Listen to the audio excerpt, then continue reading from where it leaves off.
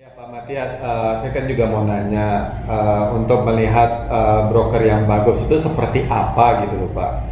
Oke, Pak Yohanes, ini pertanyaan menarik. Saya pikir ini bukan hanya Pak Yohanes saja yang tanya.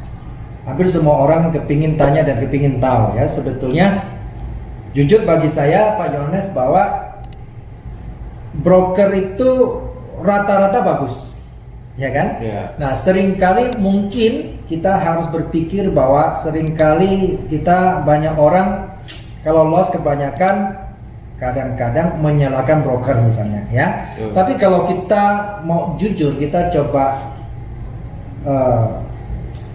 lihat kembali ya. Jadi sebenarnya kebanyakan kita loss itu karena brokernya curang atau karena teknik kita yang membuat kita loss lebih banyak daripada masalah brokernya.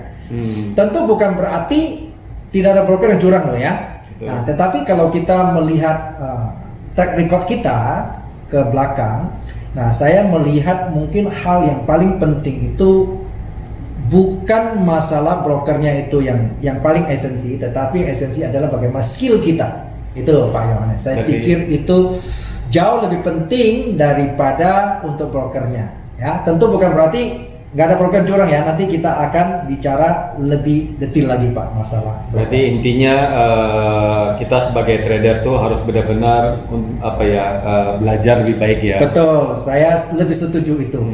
Kalau kita punya skill yang baik, itu broker akan berpikir ulang untuk curangin kita, karena kita sudah tahu begitu ya. Nah itu jauh lebih penting daripada kita cari broker yang baik. Kalau broker yang baik, misalnya kita tradingnya, keterampilan kita tidak ada, ya percuma juga, ya kan? Kita akan lebih banyak loss karena teknik kita, bukan masalah kecurangan itu sendiri. Seringkali ini yang terjadi ya Pak Yohanes ya. Ya. Baik Pak Matias. Terus bagaimana nih Pak Matias untuk mengetahui broker yang benar-benar kalau kita bilang kan banyak pertanyaan tuh, apakah semua broker itu kita sebut bandar atau gimana tuh Pak? Gini, secara prinsip ini lebih menarik lagi nih Pak Yohanes ya. Secara prinsip sebetulnya kita bicara begini nah. Kalau saya mau katakan bahwa semua broker itu adalah bandar. Oke. Namun begini, contoh, nah seringkali kan kita merasakan bahwa oh ini broker lokal, ini broker luar, seolah-olah ada kesan bahwa broker lokal itu kebanyakan bandar misalnya ya. Nah, oleh karena ada beberapa, saya melihat begini Pak Yohanes, ada beberapa tanggapan daripada masyarakat kadang-kadang berdasarkan asumsi begini, oh ini karena dia sering waktu kita trading, waktu kita entry menjadi rewardnya lama gitu ya. Nah saya juga pernah alami tuh Pak Yohanes, pada saat lagi untung besar-besar, saya mau keluar untungnya nggak bisa-bisa itu kan, dipencet bunyi ya, pencet Nah ketika saya mulai berbalik, profitnya berkurang, baru berhasil keluar. Nah ini jelas memang kalau kita berbicara nilai broker, jelas ini ada hal yang tidak beres.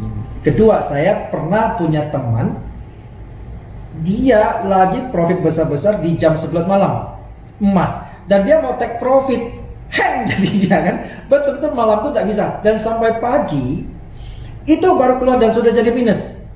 Nah ini teman saya marah sekali kan ya sama marketingnya, dan alasan marketingnya apa? Nah ini sangat nggak masuk akal nih, kasihan ini ya.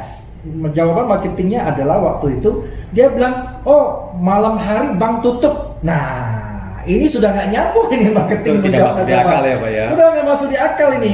Nah karena dia jawab sama teman saya pemula, teman saya pikir benar. Akhirnya teman saya tanya saya paginya, benar nggak kalau malam bank tutup market forex nggak jalan? Saya bilang kalau market forex nggak jalan harusnya profit tetap dong ya, nggak berkurang dong, ya kan begitu.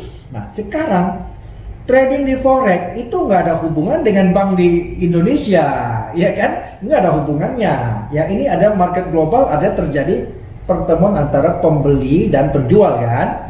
Broker tuh hanya mediator. Nah ini yang jadi persoalan Pak Yohanes. Sehingga, nah sebagian orang itu, tapi dulu itu orang selalu mencurigai yang lokal itu seringkali terjadi kecurangan-curangan semacam begini. Dan itu memang kenyataannya ada gitu ya. Nah, tetapi seiring berjalannya waktu, Pak Yohanes, harusnya sekarang broker sudah mulai sadar. Oleh karena apa? Trader mau makin pintar, maka kita perlu jadi pintar dulu nih. Jadi broker nggak boleh macam-macam. Oke ya. Nah, bicara bandar, seperti saya bilang begini. Pada prinsipnya ujung-ujung kita ketemu broker itu pasti bandar. Contoh begini ya. Lokal misalnya. Lokal itu kan memang kita mengatakan, ada orang mengatakan, oh kalau lawannya bandar berarti tidak bandar. Tidak bandar dia melemparkan uang kita ke market kan. Nah sekarang begini. Untuk broker di lokal terutamanya, dia untuk melempar ke pasar, itu dia ada kuotanya Pak Yohanes. Jadi kalau misalnya ya, yang pertama adalah misalnya kuota untuk misalnya kita buy di gold ya, emas ya. Kalau kuotanya nggak cukup sekian lot, dia nggak bisa lempar, nggak bisa masuk. Mau tidak mau, brokernya yang harus jadi bandar lah untuk kita, jadi mau tidak mau. Oke ya. Nah kita berbicara secara aturan umum loh ya, kita bicara aturan umum. Nah sehingga apa yang terjadi? Kalau dia bisa lempar, kalau sudah ada kuota tertentu untuk dilempar market ke dunia ya. Tapi kalau mau tidak mau dia akan menjadi lawan kita begitu. Itu yang pertama. Yang kedua, memang ada broker yang coba-coba berani bandar dengan nasabah yang besar. Karena biasanya dia berani bandar biasanya pertama pemula dia lihat ya. Tetapi kalau sudah profesional dengan dana besar, dia akan harus berpikir kan, kecuali dia berani punya dana sebesar itu, dia boleh talangi. Karena survei menunjukkan orang Indonesia 100 orang setor 95 itu call margin Pak. Jadi kadang-kadang broker berani melawan kita gitu untuk lokal ya. Nah, oke, sekarang kita bicara katakan yang lokal ini tidak jadi bandar itu kita anggap itu apa itu? Market maker ya. Tapi kalau lokal ini misalnya dia lempar keluar dunia, ujung-ujungnya tetap mau tidak mau akan terpaksa menjadi bandar. Contohnya apa? Contoh begini, Pak Yohanes. Ini adalah sistem proses broker yang sangat menarik. Di luar itu, misalnya dia kan mempertemukan pembeli dan penjual. Contoh ya, kita anggap emas Pak Yohanes. Sekarang Bapak jual 1000 lot emas, jual sell. Kan dia harus carikan buyer kan? Untuk beli 1000 lot. Nah ternyata pasar di luar itu broker hanya menemukan tadi 1000 lot hanya 600 atau 700 lot. Nah, sisanya 300 lot siapa yang tanggung? Broker, Pak. Ya kan? Nah, ujungnya apa? Dia jadi bandar mau tidak mau. Nah, sehingga kalau ternyata tadi apa? Yang selnya itu menang, maka bandar harus menanggung kerugian 400 lot ya. 3 atau 400 lot tadi ya. Nah, sebaliknya kalau yang selnya kalah, bandar menang itu. Artinya broker menang itu. Nah, sehingga kita sering melihat kayak kasus tahun 2008 itu terjadi banyak brokernya bangkrut. Karena itu, Pak. Jadi ujung-ujung tetap kadang-kadang broker terpaksa jadi bandar itu karena begitu. Pertama karena kuotanya tidak mencapai, mau dia tanggung. Kedua, penjual dan pembelinya terjadi tidak seimbang. Nah, jadi broker lah yang mengimbangi. Terus masalah tadi curang, ya. Ini bisa dilakukan oleh broker memang, ya. Ada hal tertentu misalnya kalau kita sering entry itu sering masalah, itu hindarilah broker yang demikian ya. Kadang-kadang itu broker bahkan kadang-kadang mereka ada sistem di dalam sistem juga. Nah ini juga, salah satu kita lihat dari kelancaran itu. Tetapi sekarang ini dengan kita semakin pintar, kita bisa membandingkan Pak. Misalnya, kemarin kan ada kasus itu. Bulan apa itu ya? Yang kasus tahu-tahu yen ya yen atau tahu-tahu bisa ribuan pip itu loh. Nah kan ada broker yang tahu-tahu kena kasus ribuan pip, ada yang enggak. Kita bisa bandingkan dengan global punya chart. Nah, ketika ini berbeda chart dia, kita bisa melakukan tuntutan ke pihak broker. Nah, sekarang sehingga broker sekarang agak berhati-hati. Nah itu karena kita pintar dulu. Kalau kita ngambil kita kan nggak tahu kok cut loss gitu, begitu Betul. banyak ada call margin kan. Hmm. Nah bahkan sampai 2000 pip loh kemarin itu kan. Nah, dianggap itu ada sebagian, kenapa sebagian broker lakukan, sebagian enggak, sehingga terjadi combine. Nah di situ kita akhirnya sebagian broker kembalikan uang itu. Nah ini karena trader makin pintar. Lalu sisi curang broker dari sisi mana? Nah kita melihat tadi ya, kita tidak mau asumsi atau mencurigai, tetapi hindari kalau misalnya kita setiap kali kita entry ada masalah. Itu tanda-tanda ada pengaturan program atau sistem broker di dalam situ. Ya, harusnya lancar kan? Tetapi misalnya kenapa ketika kita profit banyak kita mau keluar kok susah sekali? Nah ini perlu dicurigai yang begitu. Oh, begitu. Kedua kadang-kadang begini, ada istilah mengatakan hunting stop loss. Nah biasanya broker menghadapi hunting stop loss yang lebar-lebar pada saat kapan? Pada saat ada news. Ini ada momentum mereka. Nah, cuman kadang-kadang ada tip-tip tertentu itu memang dilegalkan Pak secara aturan broker.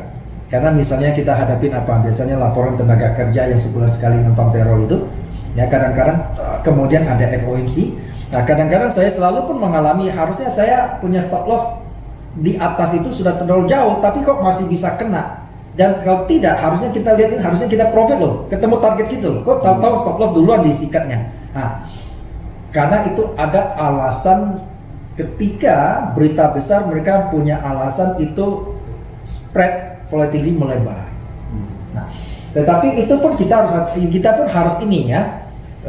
Kalau terlalu lebih dari 100 pip harusnya kita pertanyakan. Nah, saya pernah mendengar ada penjelasan katanya kalau nggak salah sekitar 6 sampai 70 pip untuk saat-saat tertentu masih dianggap normal, toleransi ya, Pak. Toleransi. Tapi lebih dari itu harusnya perlu kita pertanyakan broker seperti itu. Nah, saya pikir itu Pak Yohanes masalah broker. Ya Pak, kalau yang dimaksud slippage itu apa Pak yang mungkin Bapak bisa jelasin? Maksudnya?